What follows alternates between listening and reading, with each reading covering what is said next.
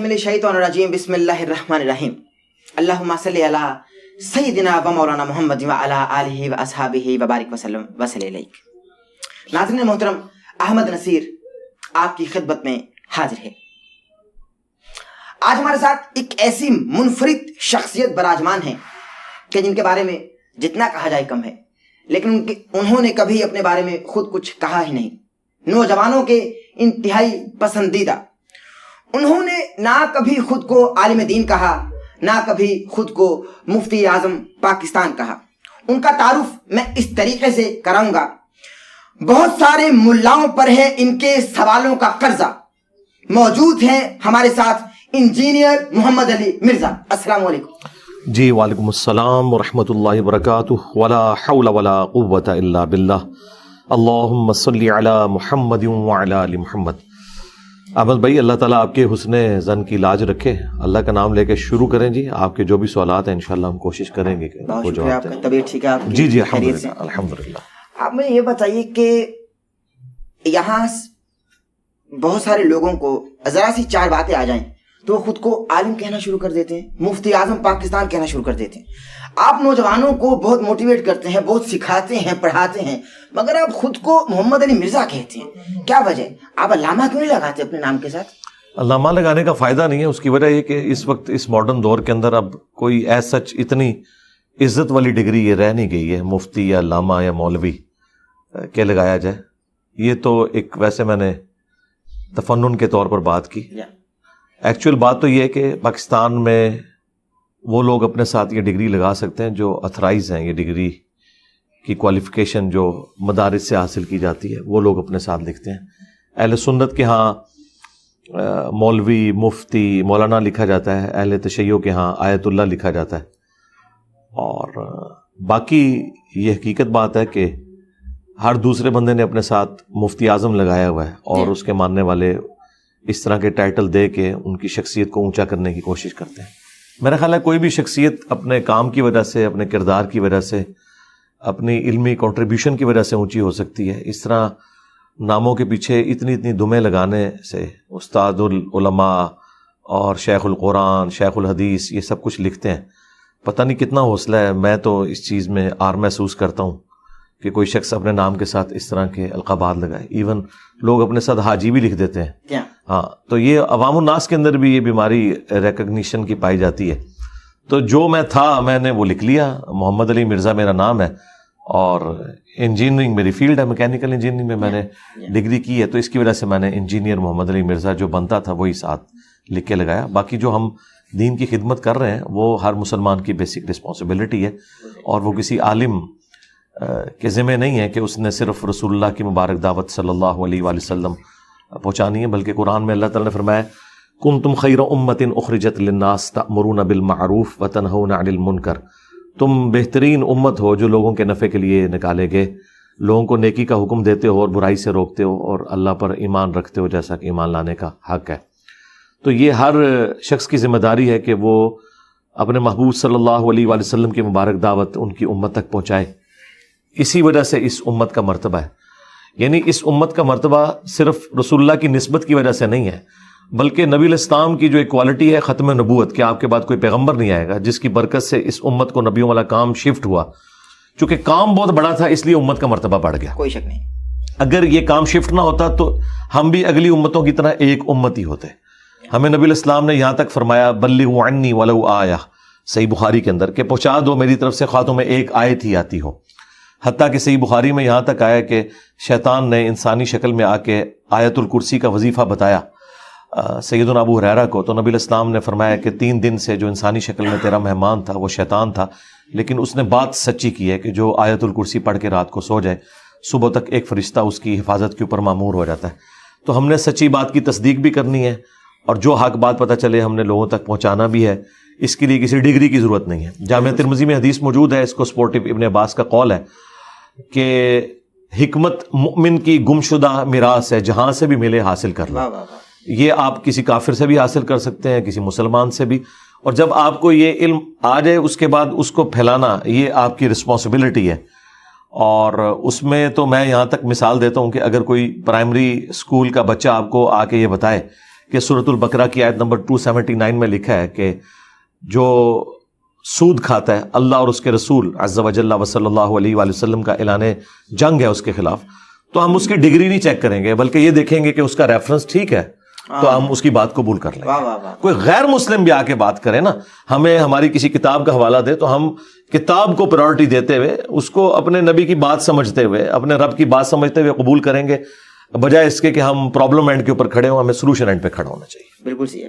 آپ نے ظاہر اپنی گفتگو میں فرمایا کہ شیطان نے سیدنا ابو ہریرہ سے، چونکہ آقا نے فرمایا کہ تھا تو وہ شیطان لیکن بات ٹھیک کر گیا۔ ٹھیک کر گیا۔ شیطان بات ٹھیک بھی کر جاتے؟ کر سکتا ہے ٹھیک، جب اس کی جان کے اوپر بنی پڑی ہو۔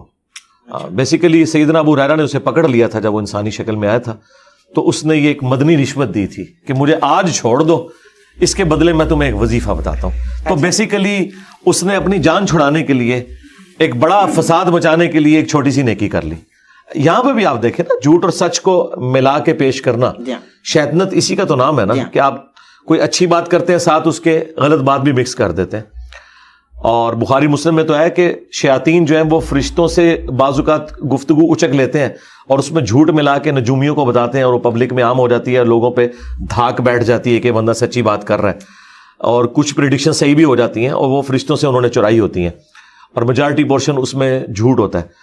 تو یہاں پہ بھی ہمارے جو کسٹوڈین ہیں دین کے، وہ بھی دیکھیں کچھ باتیں صحیح کرتے ہیں ساتھ پھر ساتھ مکس بھی کر جاتے ہیں، اس کی وجہ سے ان کا جھوٹ والا سودا بھی بک جاتا ہے۔ تو شیطان کے طریقے کے اوپر ہی ہے نا یہ لوگ۔ بالکل۔ اچھا علی بھائی، مجھے بتائیے کہ دور نبوی صلی اللہ علیہ وآلہ وسلم، میرے سیدی میرے مرشدی آقا صلی اللہ علیہ وآلہ وسلم کے دور کی اذان ہماری سماعتوں سے چھو کر نہیں گزری، ہم نے اس اذان کو سنا نہیں۔ ہم اپنی مساجد میں لاؤڈ اسپیکر سے جو اذان سنتے ہیں وہ اذان صحیح ہے؟ جو اہل تشیع و مکتبہ فکر کی جانب سے اذانیں دی جاتی ہیں وہ اذان صحیح ہے؟ اہل تشیع نے جو چیزیں بیچ میں کچھ ایڈ کر لی ہیں نا، یہ کچھ عرصہ پہلے ہی انہوں نے ایڈ کی ہیں۔ اذان وہی ہے جو اہل سنت کے ہاں دی جاتی ہے، اس میں جو الفاظ ہیں نا، حی علی خیر العمل، اس طرح کی کچھ روایتیں اہل سنت کے ہاں بھی پائی جاتی ہیں، لیکن وہ اس طریقے سے مضبوط روایتیں نہیں ہیں۔ جو مضبوط روایت ہے ابو داؤد کے اندر اور سنن نسائی کے اندر، نبی الاسلام نے اذان خود تعلیم فرمائی ہے صحابہ کرام کو، اور اس میں مسلم شریف میں بھی کچھ حصہ اس کا موجود ہے۔ ایون یہ جو پبلک کے اندر ایک مسکنسیپشن ہے کہ یہ الصلاۃ خیر من النوم حضرت عمر نے داخل کیا، یہ ایک بے سند روایت تھی الموطا امام مالک میں، اس کی وجہ سے یہ ایک پبلک کے اندر عام ہوگی، ورنہ ابو داؤد میں، سنن نسائی میں اور ایون مشکات کے اندر موجود ہے۔ نبی الاسلام فجر کی اذان میں خود یہ تعلیم فرماتے تھے الصلاۃ خیر من النوم، اور باقی وہی الفاظ ہیں جو عام اہل سنت کے ہاں اذان دی جاتی ہے۔ البتہ اقامت جو ہے وہ اکیری ہوگی، جس طرح اہل حدیث دیتے ہیں، اور مکے اور مدینے میں اکیری اقامت کہی جاتی ہے، کیونکہ بخاری میں حدیث ہے کہ نبی الاسلام اذان کے کلمات دوہرے اور اقامت کے اکیرے تعلیم فرماتے تھے۔ البتہ ایک حدیث ہے صحیح مسلم کے اندر اور ابو داؤد کے اندر تو بڑی تفصیل کے ساتھ ہے، اذان ترجیح، یعنی جس میں آپ اشہد ان لا الہ الا اللہ 4 دفعہ کہتے ہیں اور اشہد ان محمد رسول اللہ 4 دفعہ کہتے ہیں۔ اس اذان کی جب اقامت ہوگی نا، تو چونکہ وہ 4 گنا ہو چکے ہیں تو اس کی اقامت ڈبل ہوگی، جس طرح حنفی دیتے ہیں۔ حنفیوں کی جو اقامت ہے نا، یہ اس صورت میں ہے جب آپ اذان میں وہ کلمات 4 دفعہ کہیں۔ تو وہ جو ابو داؤد کے اندر حدیث ہے کہ نبی الاسلام نے اذان کے جو کلمات ہیں وہ 19 مرتبہ اور اقامت کے 17 مرتبہ تعلیم فرمائے، تو 19 اسی وقت پورے ہوتے ہیں جب وہ 4 دفعہ ہو۔ بالکل صحیح۔ تو اس کی اقامت تو اس طریقے سے ہوگی، وہ کبھی کبھار اہل حدیث کے ہاں بھی دی جاتی ہے ترجیح والی۔ تو اقامت اور اذان کا جو سلسلہ اہل حدیث کے ہاں چل رہا ہے نا، یہی سنت کے مطابق ہے as far as books are concerned. ہاں اذان تو آلموسٹ سب کی ٹھیک ہے، اور باقی یہ جو آپ کی اسپیکر کے حوالے سے بات ہے نا، اس میں ایڈ کر دوں، یہ اسپیکر کے اندر اذان دینا یہ کوئی اسلام کا حصہ نہیں ہے، یہ زیادہ تر تو لوگوں کے لیے تکلیف کا باعث ہی بنا ہوا ہے۔ ہاں، یہ کون سی اسلام کی خدمت ہے کہ آپ کی فجر کی نماز کے اندر 5 نمازی آتے ہیں اور آپ لوگوں کو اذان کی آواز کے ذریعے اتنے بڑے بڑے اسپیکر لگا کے، جو لوگ مساجد کے قریب رہ رہے ہیں نا، یقین کریں وہ صرف مسلمان ہونے کی وجہ سے اذان کا احترام کر رہے ہیں، ادروائز جتنی مشکل ان کی زندگی ہے، اور اگر خدا نہ خواستہ وہاں کوئی مریض ہو، اس کے لیے بڑی تکلیف دہ چیز ہو جاتی ہے اس حوالے سے۔ تو یہ کوئی سنت نہیں ہے اس طریقے سے، یہ تو ایسے ہی ہے کہ نبی الاسلام کے مبارک زمانے میں کوئی شخص جا کے لوگوں کے گھر پہ کھڑا ہو کے ان کے کان پہ جا کے اذان دیتا، اس سے زیادہ آواز اس اسپیکر میں آتی ہے۔ تو یہ کیا سنت ہے؟ بس اجمالاً ایک آواز آنی چاہیے. اس زمانے میں اسپیکر نہیں تھا تو بس ٹھیک ہے اذان ہوتی تھی. آج کل تو اسپیکر کی ویسے ہی ضرورت نہیں ہے کیونکہ ہمارے پاس گھڑیاں ہیں. ہمیں اذان کی آواز نہ بھی سنائی دے تب بھی ہم گھڑی کو دیکھ کے مسجد میں جاتے ہیں. یعنی یورپ اور امریکہ میں تو بالکل کوئی آواز نہیں ہے تو لوگ کیا مسجد میں نماز جماعت سے نہیں پڑھتے؟ مجھے بھی سال سال ہوئے ہیں, ہم نے گھڑی کا حساب رکھا ہوتا ہے کہ 1 بجے جمعہ ہے یا 1:30 بجے جمعہ ہے اور عصر کی نماز 4 بجے ہے, تو ہم گھڑی کے مطابق جاتے ہیں. اذان کی آواز آئے نہ اس سے کوئی غرض ہی نہیں ہوتا. تو میرا خیال ہے یہ اذانوں کا یہ والا سلسلہ کہ پورے ایک اسپیکر کے سٹینڈ کھڑے کیے ہوئے ہیں اور لوگوں کو تکلیف میں ڈالا ہوا ہے, اگر یہاں اس چیز کو ختم بھی کر دیا جائے تو کوئی ایسا معاملہ نہیں ہے. یہ میں اس لیے بات کر رہا ہوں, انڈیا میں پچھلے دنوں گورنمنٹ نے پابندی لگائی ہے, مسلمان وہاں پہ ہنگامہ کھڑا کر رہے ہیں. یار آپ اس بات کے اوپر ہنگامہ کھڑا کر رہے ہیں کہ جو اسلام کا اس حوالے سے تو کوئی رکن ہی نہیں ہے کہ آپ نے اسپیکر میں اذان دینی ہے. اذان اسپیکر کے بغیر ہی دینا سنت ہے, اسپیکر میں دے دیں گے جائز ہے. اور اسی طریقے سے مسجد کے اندر بھی اگر اسپیکر آپ نے لگانا ہے تو اس صورت میں لگائیں کہ اگر نمازی بہت زیادہ ہے. یہ نہیں ہے کہ آپ مسجد کے اندر 5 نمازی کھڑے ہیں اور آپ نے اسپیکر کے ذریعے پورے محلے میں شبینے کی آواز جا رہی ہے اور لوگوں کو جان بوجھ کے آپ تنگ کر رہے ہیں. کئی مریض بھی ہیں اس میں, اور اگر کوئی آ کے بات کر لے تو آپ ان کے اوپر یعنی توہین مذہب کا الزام لگا دیں. تو میرا خیال ہے جذبات کی بجائے نا عقلاً ان معاملات کو دیکھنا چاہیے. صحیح بخاری میں آتا ہے حضرت عثمان غنی رضی اللہ تعالیٰ عنہ کے دور میں جب مسلمانوں کی آبادی بڑھ گئی اور مسجد میں زیادہ رش ہوتا تھا تو پھر انہوں نے پیرلل میں ایک اذان بازار میں شروع کروائی. اسپیکر تو نہیں تھا, جو انہوں نے مسجد میں 2 اذانیں شروع کر دی ہیں بالکل غلط ہے. اذان پیرلل میں ایک ہوگی, ایک مسجد میں ایک بازار میں, تاکہ ان تک آواز پہنچ جائے. اس کا آج کل ایک ماڈرن طریقہ اسپیکر کے ذریعے. اس طرح کی کوئی ضرورت ہے تو وہ آپ ضرور کریں, ادروائز اسپیکر کو اس کام کے لیے استعمال کرنا. اور پھر اس میں اللہ کا شکر ہے پاکستان میں تو پابندی لگ گئی ہے اب یہ خطبات کے اوپر, ورنہ تو یہ سٹوریاں کہانیاں ایک دوسرے فرقوں کو کافر ڈکلیئر کرنا یہ کچھ اسپیکر کے اندر ہوتا تھا. اب گورنمنٹ نے پابند کیا کہ آپ نے صرف عربی خطبہ دینا ہے, جیسے اردو تقریر شروع ہوتی ہے وہ اسپیکر کو آف کرتے تھے. اللہ کا شکر ہے میں تو بڑا خوش ہوں اس حوالے سے. لوگ تو علی بھائی پہلے ہی آپ کو آڑے ہاتھوں لیتے ہیں اور الٹا آپ یہ بتا رہے ہیں کہ بھائی یہ اذانیں جو مسلمانوں کے کانوں میں اذان کی فقط ایک آواز آتی ہے, یہ اس اذان پر جائیں نہ جائیں مسجد میں ایک آواز تو جانے دے بھائی, اللہ کا نام تو جانے دے کان میں. اس میں سے کیا روک رہے ہیں بھائی؟ جی اس لیے کہ اس میں سے نکالنا کیا ہے, اس کا اگر آپ نے کوئی ایڈوانٹیج لے لیا تو وہ مجھے بتائیں. سکون کہاں سے ملتا ہے تو مریضوں کو پوچھے نا کہ ان کو سکون ملتا ہے کہ نہیں ملتا. جب رمضان کی پوری رات آپ لوگ شبینے چلاتے ہیں, ربیع الاول کی 12 راتوں میں آپ نے ڈیک کے اوپر قوالیاں اور نعتیں لگائی ہوتی ہیں, تو یہ اس تکلیف کا میں نے کہا وہ اظہار نہیں نہ کرتے, صرف آپ سے ڈرتے ہیں نا, تو وہ تکلیف تو وہ کاٹ رہے ہیں. 4 بندے جوش کے اندر کہتے ہیں کہ ہمیں مزہ آ رہا ہے, اس طرح تو مزہ ڈیفائن نہیں نہ ہوتا. مزہ تو تب ہے کہ جب آ رہا ہو واقعی. یہ تکلیف ہے کہ رات کو ایک شخص نے 10-11 بجے سونا ہے اور آپ نے 1 بجے تک قوالی لگائی ہوئی ہے اور شبینے کے اوپر آپ نے اسپیکر کے ذریعے پورے محلے کے اندر تلاوت سنوا رہے ہیں لوگوں کو, تو انہوں نے سونا نہیں ہے. آپ اس کام کا ان کو پابند کر رہے ہیں کہ جو زیادہ سے زیادہ ایک نفلی چیز ہے اور وہ بھی آپ کے لیے کہ جو سن رہے ہیں. محلے والوں کا کیا قصور ہے کہ آپ ان کو سنا رہے ہیں. اور یہ میں جو بات کر رہا ہوں نا, یہ اللہ کا شکر ہے, یہ آپ تو کراچی سے ہیں, کراچی میں جو باپا جانی ہے الیاس قادری صاحب, باقاعدہ انہوں نے ویڈیو میں کہا ہے کہ یہ غلط ہے, ایسا نہیں ہونا چاہیے, انہوں نے خود مانا ہے. بہت کم بھی ہو گئے نا وہ تو لاؤڈ اسپیکر سے. ہاں جی, پہلے بہت زیادہ تھے تو کم ہو گئے. اچھا اگلے سوال کی جانب بڑھ رہا ہوں. جی اللہ نے ہر چیز کا جوڑا پیدا کیا. سوال یہ ہے کہ جناب مریم کو بنا شوہر کے اللہ نے بیٹا کیسے دیا؟ ذرا سوال مکمل ہونے دیجیے کہ بنا شوہر کے جو جناب مریم کو اللہ نے بیٹا عطا فرمایا, اس سے رب کی فطرت کا قانون بھی ٹوٹ گیا ایک طریقے سے, کیونکہ رب نے خود فرما دیا قرآن میں کہ میں نے جوڑا پیدا کیا. قانون بھی ٹوٹ گیا اور ایک نیا مذہب بھی وجود میں آ گیا, تو نقصان ہو گیا نا. دیکھیں نقصان جو اس طرح کے ہوتے ہیں نا, ان غلط رویوں کی وجہ سے ہوتے ہیں. جب کوئی شخص 10 کو 0 لگا کے 100 بنا دے اور ایک بندہ آ کے ایک اور 0 لگائے اس کو 1000 بنا دے, جتنی بات ہے اس کو رکھنا چاہیے. پہلے تو میں اس کا اینٹی وینم اور پھکی والا جواب دیتا ہوں جو قرآن میں اللہ تعالیٰ نے کرسچنز کو دیا ہے کہ عیسیٰ ابن مریم اللہ کے نزدیک آدم کی مثل ہے. اللہ تعالیٰ نے کن فیکون کر کے انہیں بنایا. یہ بہت بڑی بات تھی کہ سیدنا عیسیٰ ابن مریم کی ماں تو تھی نا, صرف ایک ایلیمنٹ والد والا مس ہوا نا, تو آدم علیہ السلام کی تو نہ ماں تھے اور نہ باپ تھے, تو وہ تو فٹ ان بیٹھتے ہیں پھر خدا کی ڈیفینیشن میں اگر خدائی کسی کو بنانا ہے. لیکن چونکہ وہ کریٹڈ ہے اس لیے مخلوق ہے. اور کرسچنز خود حیران کن بات ہے کہ آدم علیہ السلام کو اللہ کا بیٹا نہیں مانتے, جن کے ماں باپ بھی کوئی نہیں, جو سب کے سب اللہ تعالیٰ نے جن کو بنایا, اور عیسیٰ ابن مریم کو اللہ کا بیٹا بنا رہے ہیں جن کی ماں ہے اور انہوں نے پریگنینسی کی وہ تکلیف بھی کاٹی ہے. قرآن میں پوری رپورٹ ہوئی ہے. یہ تو عقلاً ایک الزامی اور پھکی والا جواب، اینٹی وینم والا جواب ہو گیا اس حوالے سے، اور لاجیکل آنسر بھی ہے. باقی اللہ تعالیٰ جان بوجھ کے اپنے قانون قدرت کو توڑتا ہے، یہ بتانے کے لیے کہ ان اللہ علی کل شیء قدیر.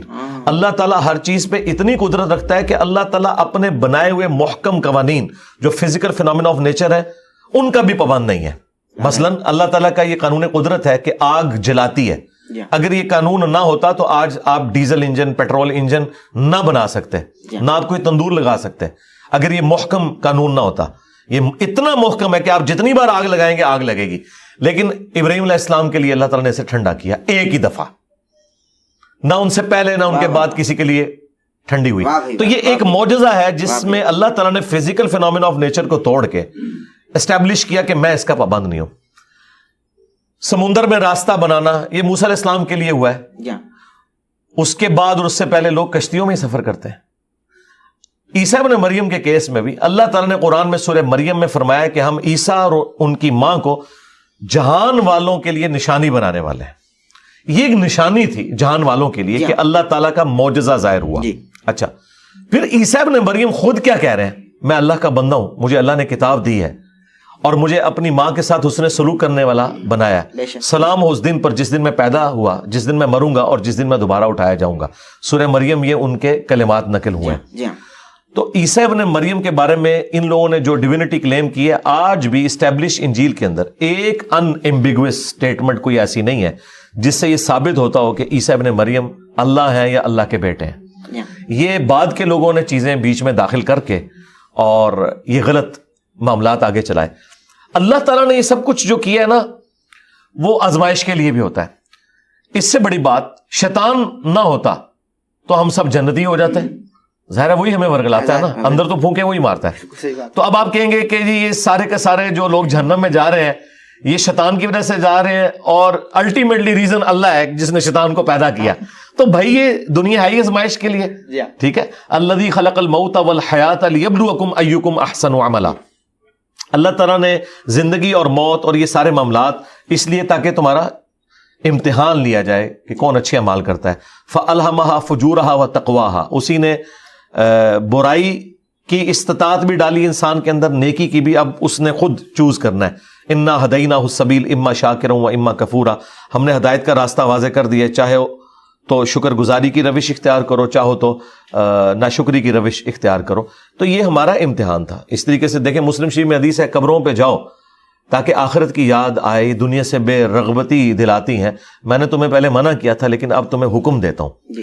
اب جو لوگ قبروں سے جا کے مانگ رہے ہیں اس کے اگینسٹ اگر ہم یہ آرگومنٹ کریں کہ نہ اللہ کے نبی علیہ السلام قبر پہ جانے کی اجازت دیتے اور نہ لوگ قبروں سے مانگتے، ایسا نہیں تھا. وہ قبر سے نہ بھی مانگتے، انہوں نے گھر میں خود بت بنا کے مانگنا شروع کر دینا تھا. جو برائی کسی نے کرنی وہ تو کرنی ہے. اور اس کو اردو میں ایک محاورتاً بات کی جاتی ہے کہ ناک پر اگر مکھی بیٹھ جائے تو ناک نہیں کاٹنا ہوتا، مکھی اڑانی ہوتی ہے. تو یہ مکھیاں بیٹھی ہوئی ہیں بدعقیدگی کی شکل میں اور اس وجہ سے بیٹھ گئیں. ناک کا کوئی قصور نہیں تھا، یہ گندگی کی وجہ سے ہوا. اس گندگی کو صاف کرنا یہی تو ہمارا امتحان ہے. اب ایک سوال ہے، چونکہ آپ نے قبر کا ذکر کیا، آقا علیہ الصلوۃ والسلام کے روزہ اطہر پر جب ظاہر ہے کہ انسان تشریف لے جاتا ہے تو جب اس کی نظر پڑتی ہے جنت البقیع میں جو ان کی بیٹی سیدہ فاطمہ تو زہرا ابیہا علیہ افضل الصلوۃ والسلام، ان کی قبر پر فقط ایک کالا پتھر پڑا ہوا ہے. تو باپ کا روزہ اطہر اتنا سجا ہوا، مہکتا ہوا، چہکتا ہوا اور اتنی لائٹوں سے مزین، مگر بیٹے کی قبر اندھیرے میں تپتی دھوپ میں. اس حوالے سے کیا کہیں گے؟ تکلیف ہوتی ہے ایک مسلمان کو جو عشق رکھتا ہے اہل بیت سے؟ میرا خیال ہے سیدہ فاطمہ سلام اللہ علیہا کو یا اس طرح کی بڑی پرسنالٹیز کو کسی روزے کی، کسی لائٹنگ کی ضرورت نہیں ہے. اس کی وجہ یہ ہے کہ یہ تو اللہ کی جنتوں میں ہے. یہ تو ایک سمبل ہے دنیا کے اندر جو آپ کو سامنے نظر آ رہا ہے. اصل چیز دیکھنے کی یہ ہے کہ نبی علیہ السلام کی تعلیمات کیا ہیں. ان کو تو ہم بعد میں ڈسکس کرتے ہیں. آلموسٹ 1 لاکھ سے زیادہ انبیاء کرام دنیا میں آئے ہیں. ان کے مزارات کدھر ہیں؟ ایون ان کے تو نام بھی ہمیں نہیں پتا. قرآن میں صرف 25 انبیاء کے نام آئے ہیں. تو وہ سب کے سب لوگ گمنامی میں مر گئے. ان کے نام بھی نہیں، ان کا تعارف بھی نہیں. اللہ کے حضور تو کامیاب ہوئے. لہٰذا کسی کا مزار بن جانا، وہاں قمقموں کا لگ جانا یا وہاں پر لوگوں کا رش ہونا، یہ ان کی بزرگی کی دلیل نہیں ہے. وہ اللہ کے حضور جو ہیں وہ اللہ کی جنتوں میں. باقی یہ جو روزہ شریف کے اوپر آپ کو گنبد خضرا نظر آ رہا ہے جی تو یہ تو خود رسول اللہ کی نافرمانی کے اوپر بنایا گیا جی. ہم تو اسے بالکل نبی علیہ السلام کی تعلیمات کے خلاف سمجھتے ہیں اور یہ بہت بعد میں یہ کام ہوا ہے. اچھا ہاں جی, یہ 678 ہجری میں آلموسٹ نبی علیہ السلام کی وفات کے 650 سال بعد ایک بادشاہ تھا قلاوون, اس نے یہ لکڑی کا گنبد بنا کے اس پہ رکھا, اور جس نے اسے مشورہ دیا تھا کچھ دنوں کے بعد وہ معزول ہو گیا, اور لوگوں نے اس وقت یہی کہا کہ اس سے سزا ملی ہے یہ جو اس نے غلط کام کروایا. 650 سال تک کسی مسلمان کو, جو کہ ان سے زیادہ اسٹرانگ مسلمان تھے, بنو امیہ, بنو عباس, پوری دنیا ان کے سامنے گھٹنے ٹیکے ہوئی تھی. آج کا اربوں ڈالر ان کو جزیہ صرف ملتا تھا سال کا. کسی نے سونے کا گنبد بھی بنا کے نہیں رکھا, کچھ نہیں کیا.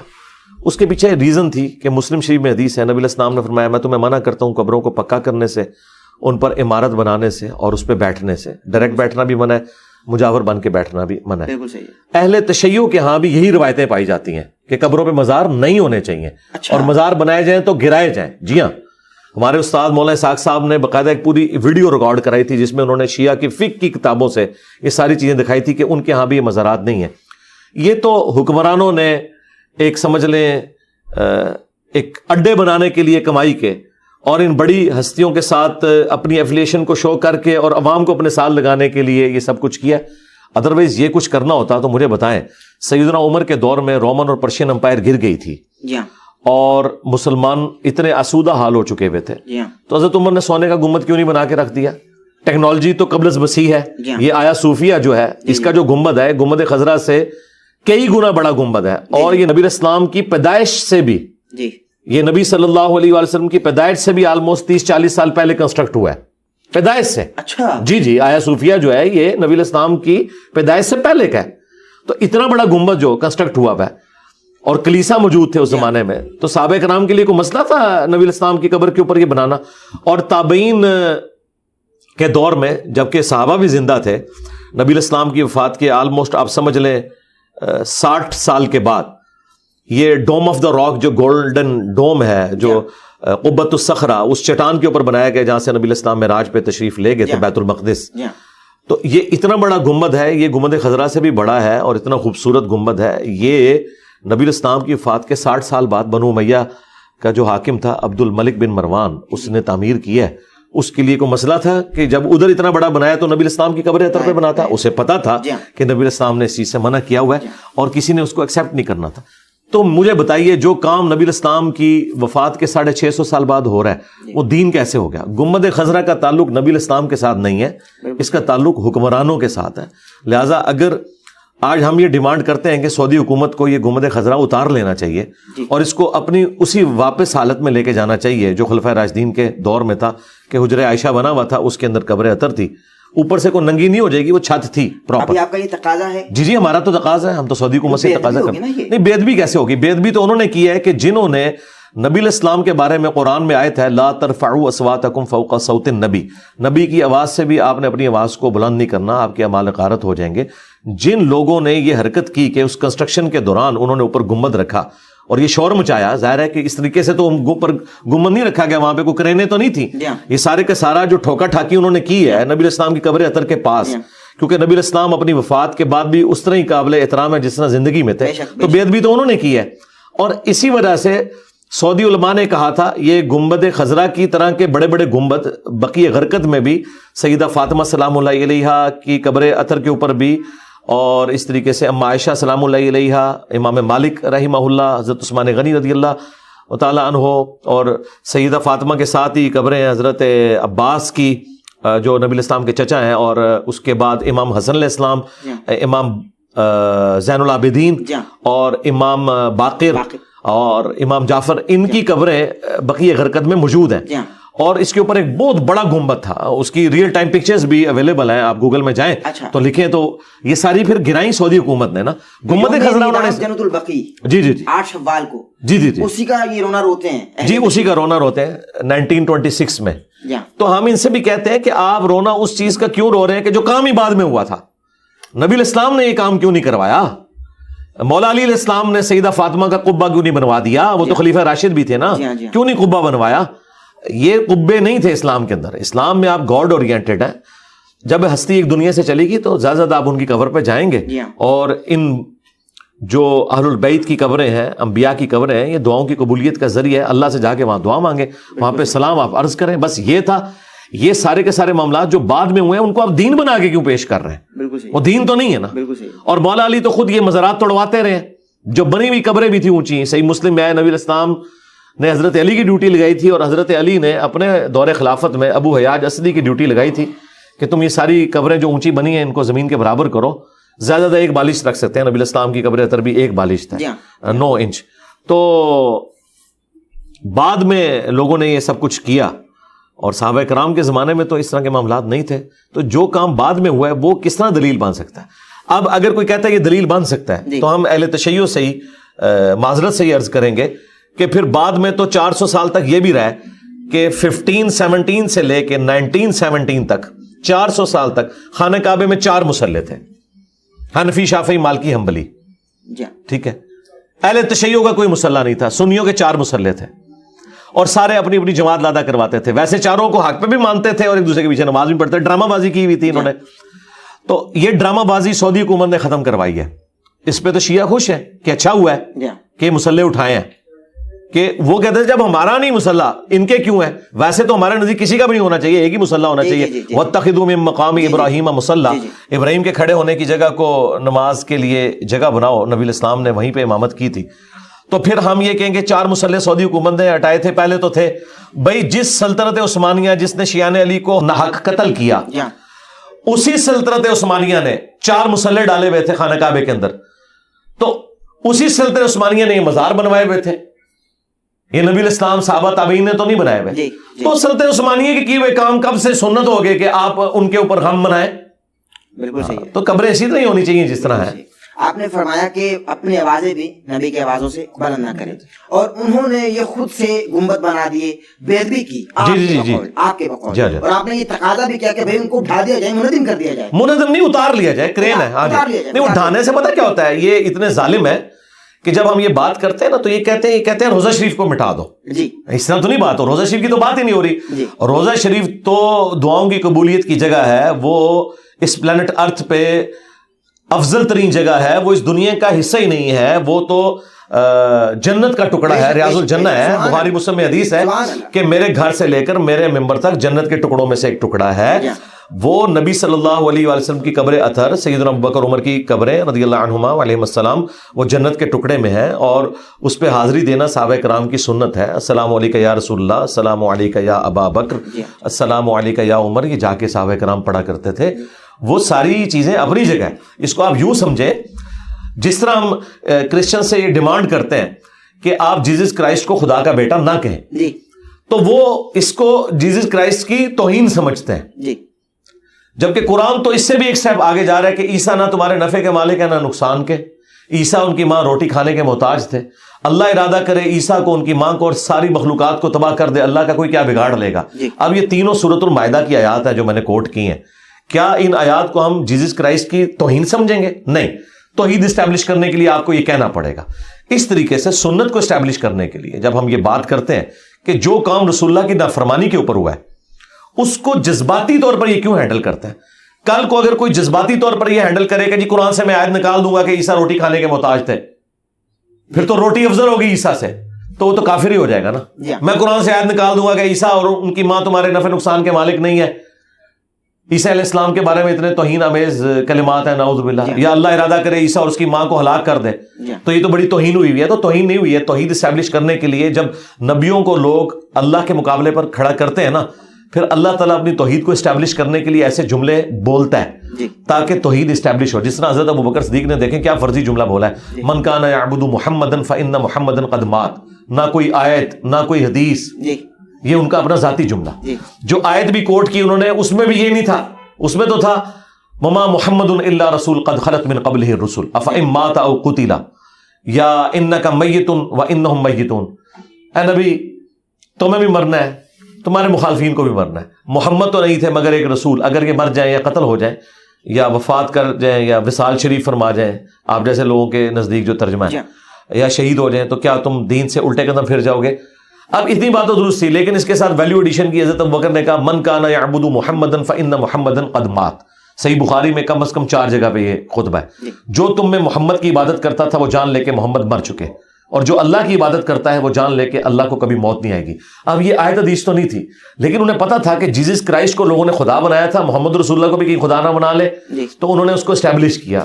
جو میرے نزدیک یہ ان کا فرضی جملہ کام کر گیا کہ آج ہم کوٹ کر سکتے ہیں. اور یہ انہوں نے جو بولا یہ ڈیڈکٹ کیا بخاری کی اس حدیث سے. دیکھنا میری شان کو اس طرح بلند نہ کرنا جس طرح نصارہ نے حضرت عیسیٰ ابن مریم کو بڑھا دیا تھا. میں اللہ کا بندہ اور اس کا رسول ہوں، مجھے اللہ کا بندہ اور اس کا رسول کہنا. تو لہٰذا کسی پروفٹ کی بظاہر آپ کی نظر میں اگر تنقیص ہو رہی ہے، وہ تنقیص نہیں ہو رہی ہوتی بلکہ وہ توحید اسٹیبلش ہو رہی ہوتی ہے. آپ نے پیغمبر کی طرف جھوٹ منسوب کر دیا ہوتا ہے، اس کو ہمیں وہ گرد کو صاف کرنا پڑتا ہے. یہ پیغمبر پہ جھوٹ ان لوگوں نے باندھا ہے جنہوں نے گنبد خضرا رکھا ہے. بالکل صحیح ہے. یہ جھوٹ انہوں نے باندھا پیغمبر کے اوپر، ورنہ 650 سال تک جتنے مسلمان ہیں وہ گستاخ رسول تھے کہ وہ گنبد نہیں انہوں نے بنایا ہوا، وہ تو ڈرتے تھے. آپ نہ ڈرو گے. لیکن ابھی آپ کا تقاضا ہے نا کہ اس کو اٹھا لیا جائے. ہاں جی اٹھانا چاہیے. اٹھا لیا. تو ایک طرف اللہ تبارک و تعالیٰ فرماتا ہے کہ میرے آقا کی، میرے محمد مصطفیٰ صلی اللہ علیہ وسلم کی آوازوں سے اپنی آواز بلند نہ کرو. اور پھر دوسرا ہم گھر میں جھانک رہے ہیں، چونکہ اٹھانا پڑے گا تو گھر میں جھانکا جائے گا نا، تو یہ بے ادبی نہیں ہوگی. نہیں جھانکا نہیں جائے گا، اس کے اوپر آلریڈی نا چھت بنی ہوئی ہے. یہ چھت کے اوپر گنبد لا کے رکھا گیا. اگر وہ اٹھائیں گے نا تو جانتے ہیں نا کیا چیز آقا تو جانتے ہیں نا. نہیں اس میں کون سی بے پردگی والا کون سا معاملہ ہو گیا. اللہ کے بندے اب یہ نبی الاسلام کی سنت کو اسٹیبلش، مجھے بتائیں کل کو کوئی پاکستانی جا کے ڈھول مارنا شروع کر دے گنبد خضرا پہ جالی شریف کے سامنے تو ہم اسے نہیں روکیں گے. ہم کہیں گے آقا کی مرضی سے ہو رہا ہے. نہیں بجائے گا نا ڈھول. نہیں اگر کوئی بجائے تو پھر اگر نہیں ہوا ہے نا. یزید نے گھوڑے نہیں باندھے مسجد نبی میں 3 دن تک. نہیں دیکھے نا یہ چیز کی بات ہے نا، ہوئی نا. تو بے ادبی کرتے آئے تھے وہ. بے ادبی کر، اس کا مطلب ہے بے ادبی ہو سکتی ہے، ہوئی تھی. نہیں آپ نے کہا نا کہ ایسا ہو نہیں سکتا کہ کوئی کرے. اب نہیں ہو سکتا نا. نہیں اب کہاں آیت میں لکھا ہے کہ اب نہیں ہوگا اور بعد میں ہوگا. وہ تو دیکھیں جب تک یزید نے کام نہیں ڈالا تھا اس وقت تک بھی لوگ یہی سمجھتے تھے. مجھے بتائیں وہ زیادہ عاشق رسول تھے یا آپ زیادہ عاشق رسول ہیں؟ انہوں نے کبھی سوچا بھی تھا کہ مسجد نبوی کی یہ توہین ہوگی؟ آج تو ہم بہت دور ہیں نا. جنہوں نے نبی الاسلام کا زمانہ پایا ہوا تھا اور ان کے ماں باپ صحابہ تھے اور وہ ان کی اولادیں تھیں، انہوں نے سوچا تھا ہمارے ساتھ یزید یہ کرے گا تو ہو گیا نا. اس کا مطلب ہے دنیا بقدر ایفرٹ ہے. یہ ہو سکتا ہے کہ کوئی بے ادبی کرے، چاہے اس زمانے میں کرے آج. تو میں نے آپ کو اتنی نیچے اتر کے مثال اس لیے دی کہ اگر آج کوئی مسجد نبوی میں گھوڑے باندھے اور مسجد نبوی کو امامت سے محروم کرے تو کیا ہم اسے نہیں روکیں گے؟ غلط کام جو کرے گا اسے روکیں گے کہ یہ آپ غلط کر رہے ہو. تو یہ ہماری رسپانسبلٹی ہے کہ ہم اسے روکیں. آج ہم جب واقعہ حرہ میں یزید کو کنڈیم کرتے ہیں کیوں کرتے ہیں؟ کہ مسجد نبوی کی اس نے توہین کی. تو مسجد نبوی کی توہین صرف یہ نہیں ہے کہ اسے نماز سے محروم کر دیا جائے یا اس میں گھوڑے باندھے جائیں، یہ بھی توہین ہے کہ آپ اس مسجد میں خلاف سنت کام کر رہے ہیں. اسی مسجد نبوی میں جب ممبروں سے سب و شتم ہوتا تھا مولا علی کے اوپر تو کیا وہ ٹھیک ہو رہا تھا؟ یہ ہونا تو نہیں چاہیے تھا نا. مروان وہاں جمعہ پڑھاتا تھا نا، حضرت علی پہ لعنت کرتا تھا نا. ہاں تو پھر آپ کی نظر سے تو نہیں ہونی چاہیے تھی، لیکن وہی ہے نا پریکٹیکلی. تو ہم نہیں روکیں گے.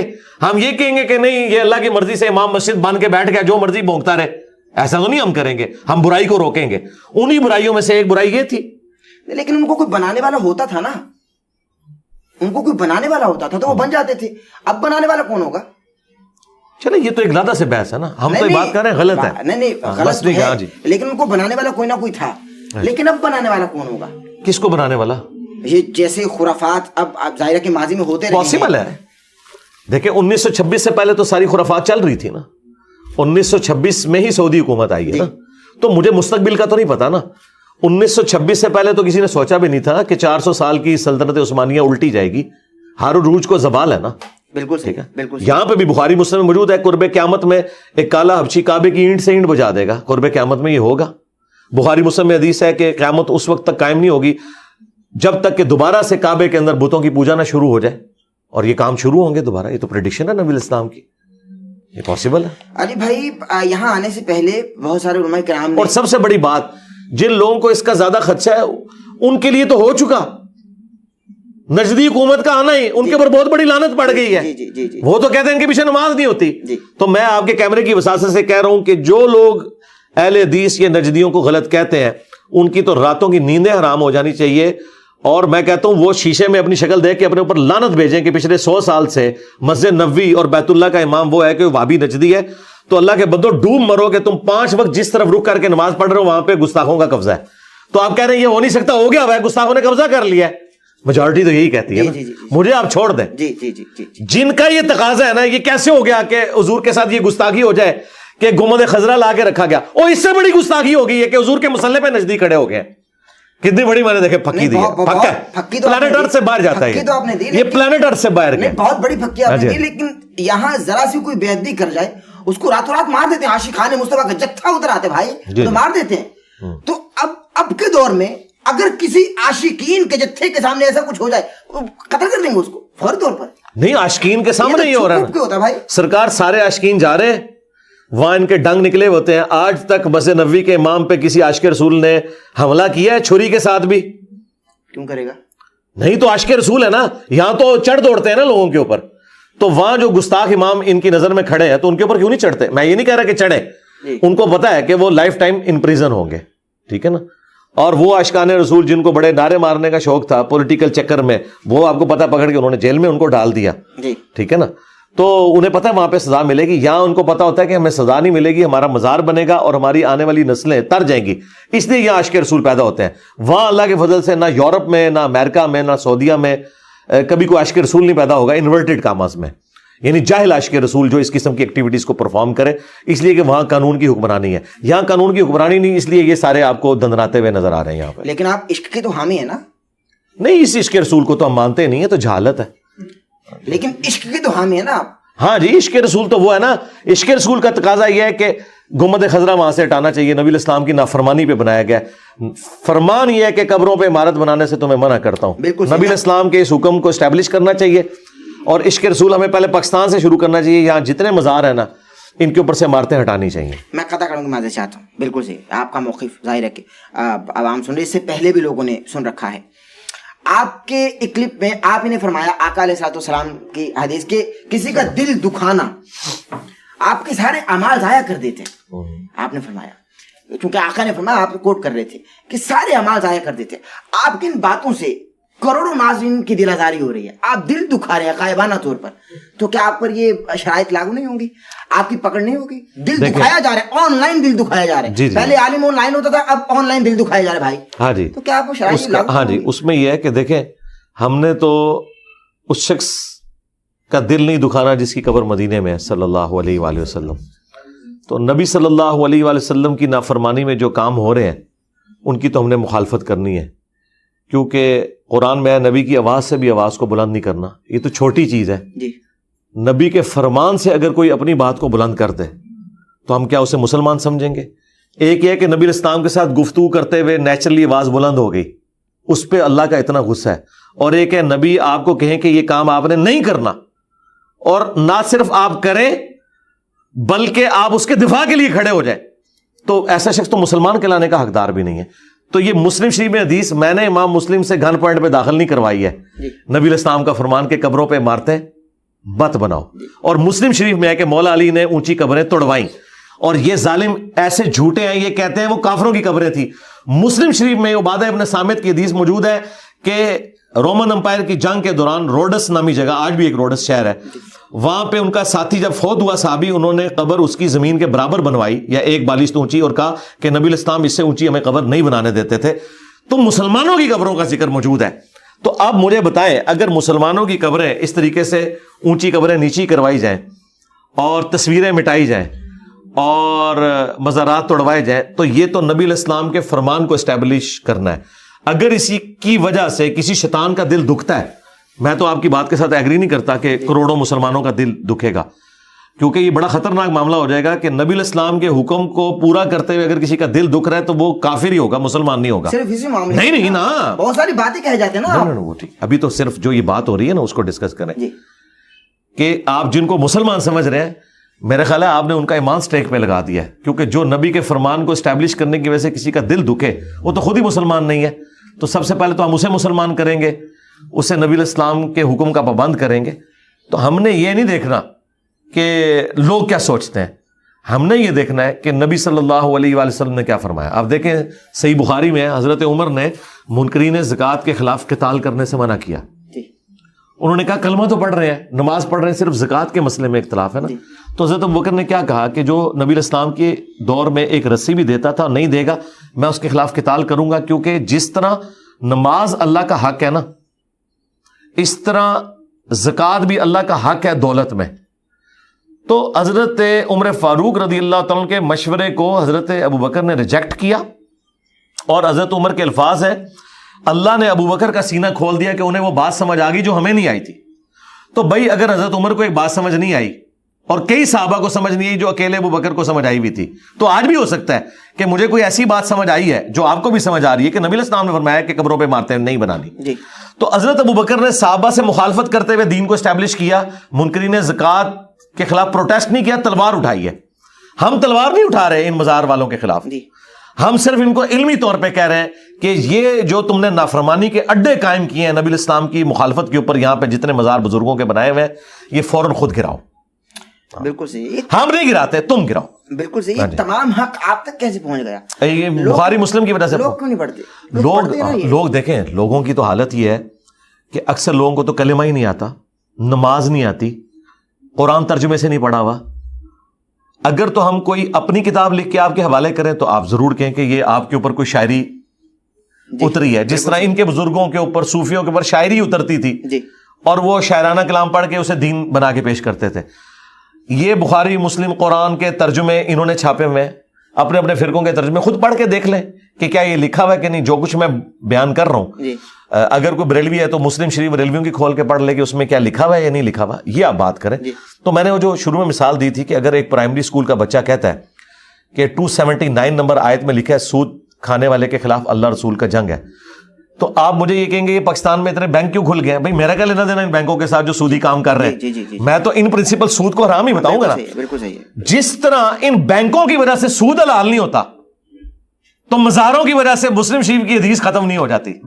میرا حالانکہ کتنا پیارا جواب آپ کو مل گیا, یہ بھی پلانٹ ارتھ سے باہر گیا. اچھا بالکل صحیح ہے, بالکل صحیح ہے. اچھا علی بھائی, جب میں حاضر ہوا ہوں نا یہاں, جب میں حاضر ہوا ہوں تو ہمیں بتایا گیا انتظامیہ کی جانب سے کہ یہ جو کرسیاں لگی ہوئی ہیں نا, جی یہاں بابوں کو بٹھانے, ان کا ادب کرو, کیونکہ بڑے بابے ہیں نا, بزرگ ہیں, ان کا عزت کرو, احترام کرو, بابوں کا ادب کرو.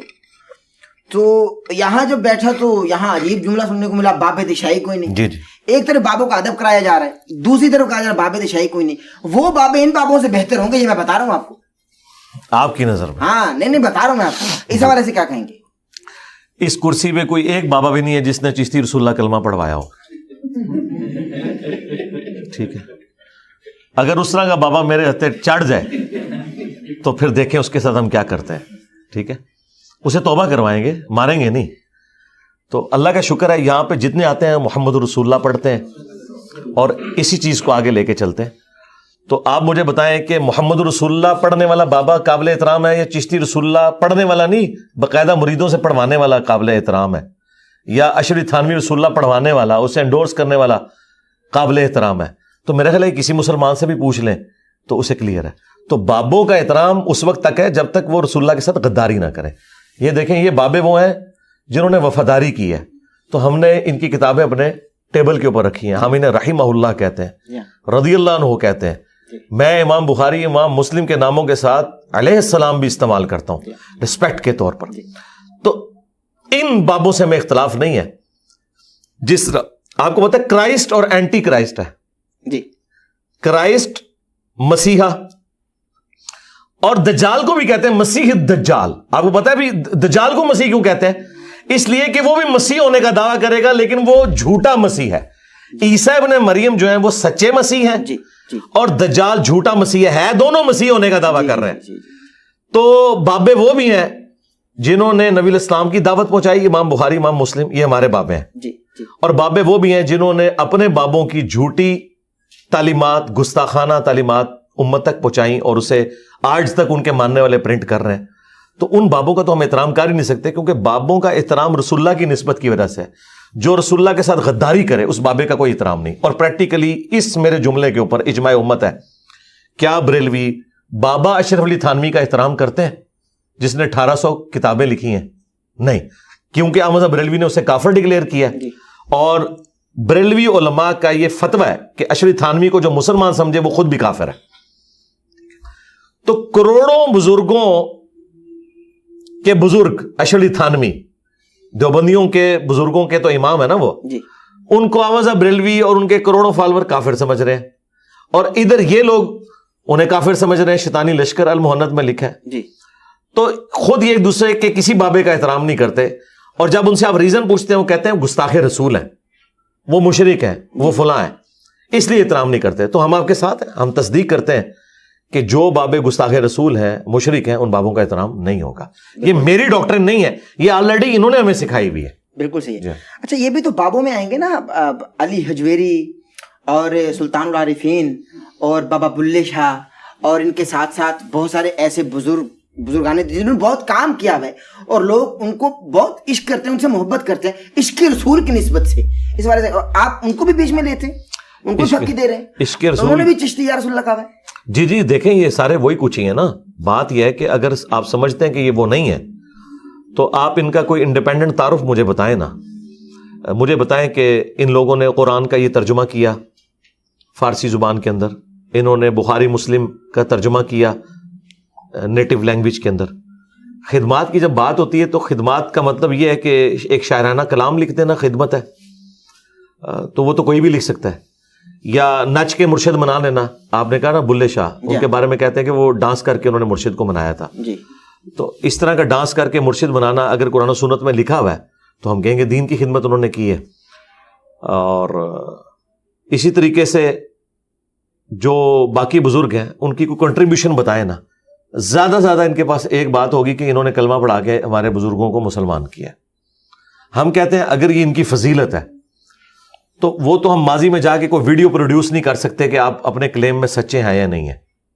لیکن آج کے دور میں ڈاکٹر ذاکر نائک نے ہزاروں, چلے احتیاطاً کہہ لیتے ہیں سینکڑوں ہندوؤں کو کلمہ کیمرے میں پڑھایا. جی تو بریلوی دیوبندی انہیں سلطان الہند کیوں نہیں مانتے ڈاکٹر ذاکر نائک کو, جنہوں نے اس ماڈرن دور میں لوگوں کو مسلمان کیا ہے؟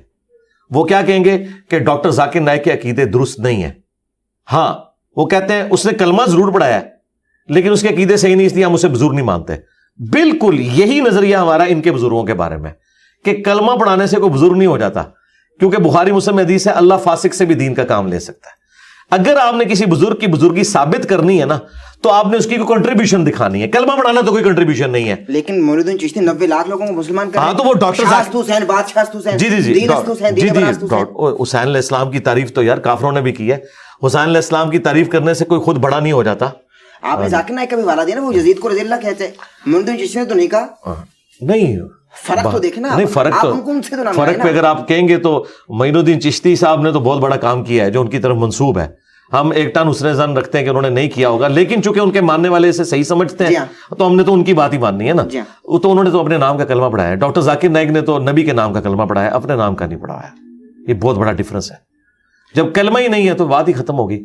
آج دیکھیں جو لوگ جھوٹی موٹی لکھ کے قادیانی اپنے آپ کو جرمنی جا رہے ہیں, یہاں علماء کہتے ہیں نہیں وہ کافر ہو چکے ہیں کیونکہ انہوں نے وقتی طور پہ ایگری کیا ہے.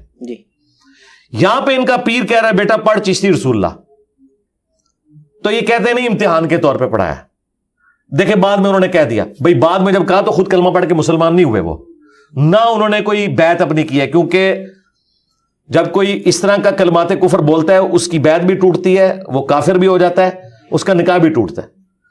تو وہ جو ان کے چاچو تھے چشتی صاحب, ان کی چاچی چلی گئی ان کے عقد سے, تو نہ انہوں نے دوبارہ نکاح کیا, الٹا انہوں نے مرید کر لیا اسے. مرید تو وہ کر نہیں سکتے تھے, ان کی بیعت ٹوٹ چکی تھی کلمات کفر کی وجہ سے.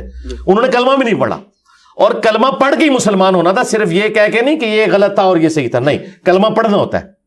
جو بندہ کافر ہوتا ہے پھر دوبارہ سے وہ کلمہ پڑھتا ہے. پھر کلمہ پڑھنے کے بعد پہلے انہوں نے بیعت اپنی کرنی تھی, پھر اسے مرید کرنا تھا. وہ پتہ نہیں کس کا مرید کیا انہوں نے. یعنی بیسک جو دین ہے وہ بھی تعلیمات سے یہ لوگ آ رہی ہیں. تو آپ کہہ رہے ہیں ہم ان لوگوں کو بابا مان لیں, تو سوائے اس کے کہ کوئی شخص پرانا ہو جائے اور لوگ اس کی زیادہ عزت کرنا شروع کر دیں, یہ اگر دلیل ہے کہ وہ بندہ بزرگ ہے, تو غلام احمد قادیانی دجال کی زندگی میں اتنے لوگ اس کو نہیں مانتے تھے جتنے 800-125 سال کے بعد مان رہے ہیں. تو کیا ہم اسے بزرگ مان لیں گے؟ بزرگی کا کرائٹیریا قرآن و سنت ہے. اور اس سے اگلی بات, آپ لوگ یہ 90 لاکھ کی جو بات کرتے ہیں, اللہ کے بندو 90 لاکھ تو آبادی نہیں تھی اس وقت سب کانٹیننٹ کی. 8 سے 800 سال پہلے اگر 90 لاکھ لوگ مسلمان تھے نا, آج اگر ان کی اولادیں کیلکولیٹ کریں نا تو ہندوؤں سے زیادہ ہماری آبادی سب کانٹیننٹ میں ہونی چاہیے تھی. ہم تو آدھے بھی نہیں ہندوؤں سے.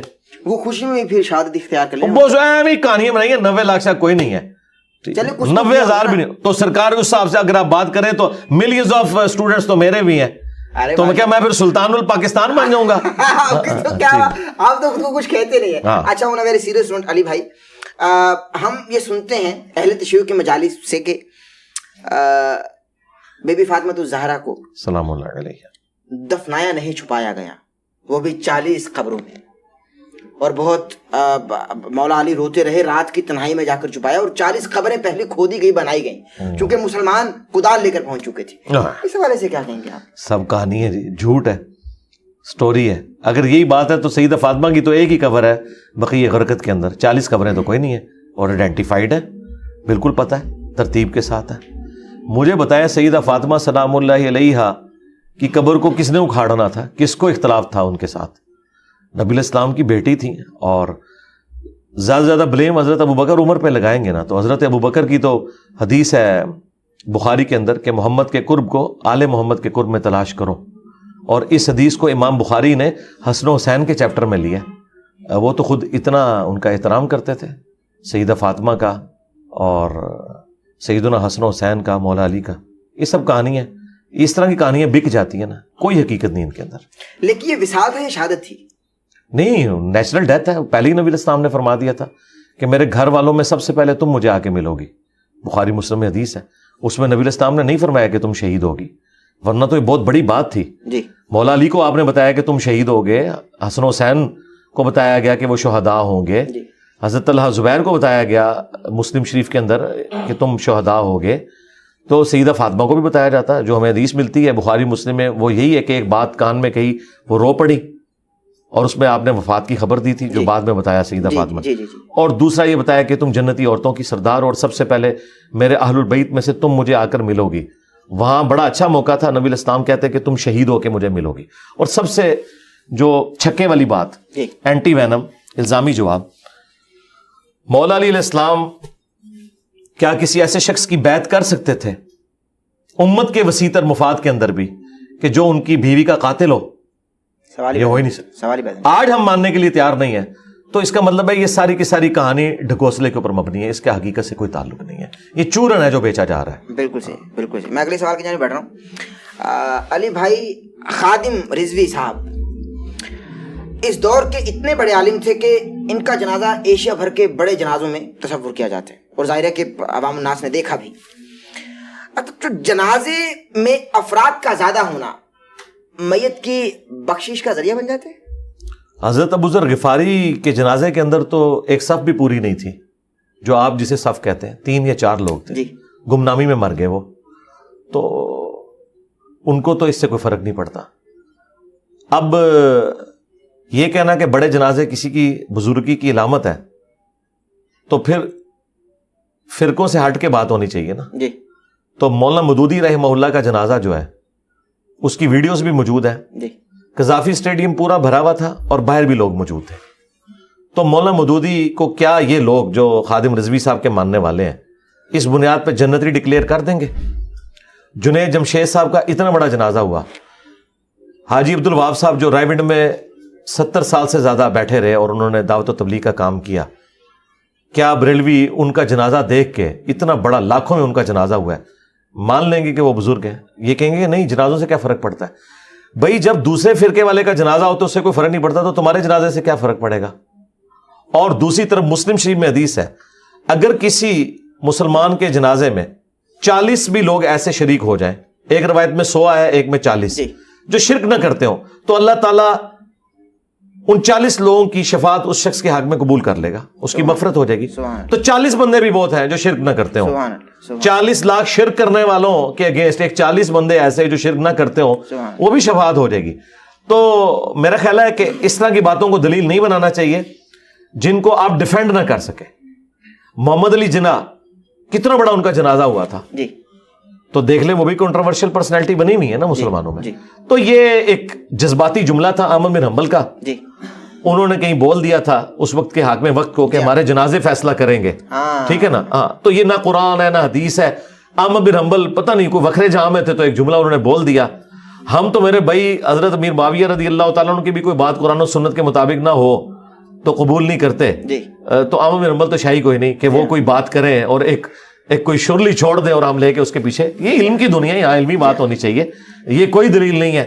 وہ تو بھائی حکمران جن کے ساتھ ہوتے ہیں ان کے جنازے بڑے ہو جاتے ہیں, اور جن لوگوں کے چاہنے والے ان کے ساتھ ہوتے ہیں ان کے جنازے بڑے ہو جاتے ہیں. اس سے کیا فرق پڑتا ہے؟ لیکن کنٹریبیوشن تو رہا ہے نا ان کا, خادم رضوی صاحب کا. کیا کنٹریبیوشن ان کا؟ کوئی ایک بتا دیں جو آپ سب سے بڑا ہے نا, سوچ کے بتائیں. ختم نبوت کی بات کی ہے اور بچوں کو عاشق رسول بنا دیا, جذبہ پھیلا دیا بھائی. نہیں, ختم نبوت لوگ سڑکوں پہ نکل آئے نا. ختم نبوت پہ تو انہوں نے کبھی بات ہی نہیں کی ہے. انہوں نے ہمیشہ اینٹی قادیانی بات کی ہے, ختم نبوت پہ کبھی بات. کنٹریبیوشن نہیں ہے یہ تو میں سمجھتا ہوں کہ ادھورا سچ جو ہے نا یہ زیادہ خطرناک ہوتا ہے. ختم نبوت پہ بات تب ہوتی کہ جب ان کے گھر میں جو آگ لگی ہوئی تھی چشتی رسول اللہ, اس کو بجھاتے. لاہور سے اٹھے تھے تو لاہوری سے وہ کتاب پرنٹ ہو رہی تھی, ادھر تو کوئی دھرنا نہیں انہوں نے دیا. ٹھیک ہے, اسی طریقے سے میں نے ان کی زندگی میں کشف المحجوب جب وہ لہرایا کرتے تھے داتا دربار پہ بیٹھ کے, اس میں نبی الاسلام کے اوپر جو سکینڈل باندھا گیا ہے وہ دکھایا, اس کی پرنٹنگ تو انہوں نے کوئی نہیں رکوائی. تو وہ ایک کاز لے کے پہنچ گئے دھرنے میں, اور اس وقت وہ تو اپنی کاز کے لیے مخلص ہی تھے, ایجنسیوں نے انہیں اس وقت کی پولیٹیکل گورنمنٹ کو کمزور کرنے کے لیے یوز کر لیا. اور بس یہ ہے, باقی کنٹریبیوشن تب ہوگی ختم نبوت کے حوالے سے جب آپ چشتی رسول اللہ, اشری تھانوی رسول اللہ اور اپنے بزرگوں کی کتابوں میں جو گستاخانہ عبارتیں ہیں ان کو بھی پرنٹ کروانا بند کریں. وہ تو آپ کے گھر کی چیز ہے نا, یہ تو باہر کی چیز ہے. اپنے گھر کی چیز تو آپ آخری وقت تک لہراتے رہے, جبکہ آپ کے پاس میرے کلپس بھی پہنچ چکے تھے. اس لیے انہوں نے ویڈیو میں کہا ایک منڈا ہے جڑا نیٹ اتنے ہوندا ہے, پتہ ہے ایسی کہ منڈے نے کام پایا ہے. اور وہ نجی محفلوں میں کہتے تھے کہ اس منڈے نو ہاتھ نہیں ڈالنا, کیونکہ انہیں پتا تھا یہ باتیں ٹھیک کر رہا ہے, لیکن وہ بس اپنے فرقے کی محبت کی وجہ سے بول نہیں سکے. تو میں سمجھتا ہوں کہ ختم نبوت کی کاز تب ہوتی کہ جب یہ اس پہ بولتے. ہاں آپ یہ کہہ سکتے ہیں اینٹی قادیانی انہوں نے کام کیا, اور اس میں جو ان کی کنٹریبیوشن ہے اللہ سے وہ جزا لیں گے.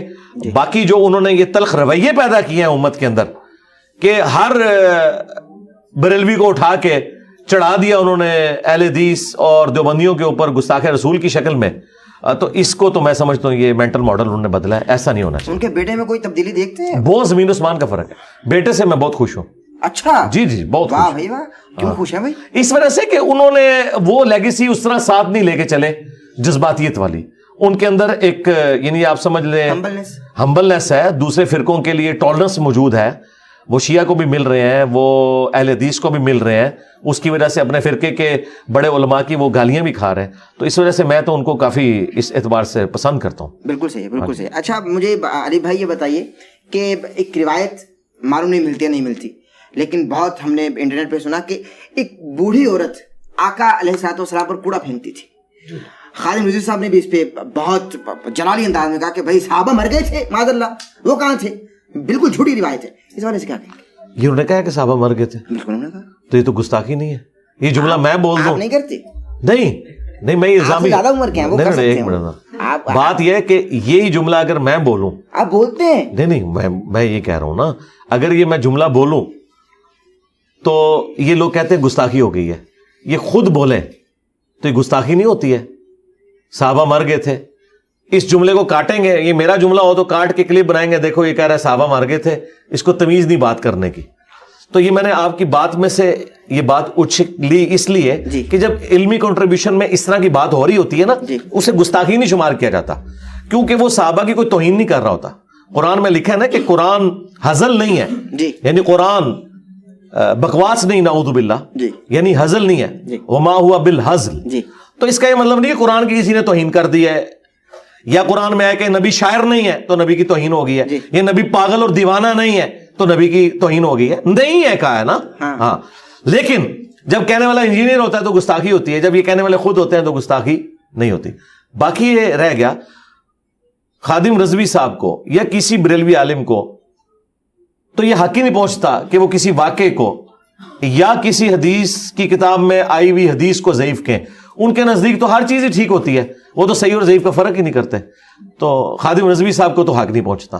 ہاں اگر آپ ہم سے اصول محدثین پہ پوچھیں تو یہ روایت ثابت نہیں ہے, لیکن جو لوگ اسے کہہ رہے ہیں ثابت نہیں ہے نا, ان کے نزدیک تو جو کچھ بھی وہ بیان کر رہے ہیں نا کچھ بھی ثابت نہیں ہے, اور وہ آلریڈی بیان کرتے ہیں. خادم رضوی صاحب جو کچھ کہانیاں خود کرایا کرتے تھے ممبروں کے اوپر, تو وہ بھی تو کوئی نہیں ثابت ہے, وہ کہاں سے ثابت ہو گئی ہیں؟ بالکل صحیح. تو وہ اس لیے کرواتے تھے کہ ان کے فرقے کو سپورٹ کرتی تھی, اور جو ان کے ایک بات کو سپورٹ نہیں کرتی تھی بات, اس کو کہتے تھے یہ ثابت نہیں ہے.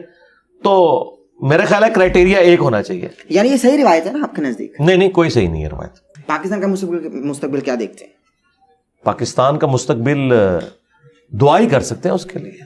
فی الحال تو ہمیں کوئی قریب کوئی روشن نظر نہیں آ رہا, لیکن دعا کرتے ہیں. آپ کا کوئی ارادہ ہے سیاست میں آنے کا؟ نہیں کوئی ارادہ نہیں ہے. نوجوان بہت محبت کرتے ہیں آپ سے. نہیں, نوجوان محبت کرتے ہیں تو میں نوجوانوں کی محبت کی وجہ سے جس طرح باقی لوگوں کو زوم ہو جاتا ہے اور وہ ڈی ٹریک ہو جاتے ہیں, تو میں ان نوجوانوں کا استاد ہوں کہ جو واقعی استاد ہے اور پڑھا لکھا آدمی ہے, اسے پتہ ہے کہ میں نے نوجوانوں کی ڈگر پہ نہیں چلنا, بلکہ میں نے اپنی عقل کو استعمال کرنا ہے کہ اس وقت کس چیز کی ضرورت ہے.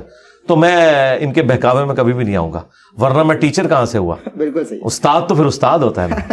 علی بھائی بہت شکریہ, آپ نے قیمتی وقت عنایت فرمایا. جزاک اللہ جی, السلام علیکم. جزاک اللہ, اللہ سلامت رکھے آپ کو. ناظرین محترم, اسی کے ساتھ اپنے میزبان احمد نصیر کو اجازت دیجیے. ہمارے چینل کو سبسکرائب کر لیجیے, بیل آئیکن کے بٹن کو پریس کرنا ہر نہ بھولیں تاکہ آپ ہماری آنے والی لیٹسٹ اپڈیٹ سے محظوظ ہو سکیں. اجازت دیجیے, اللہ حافظ.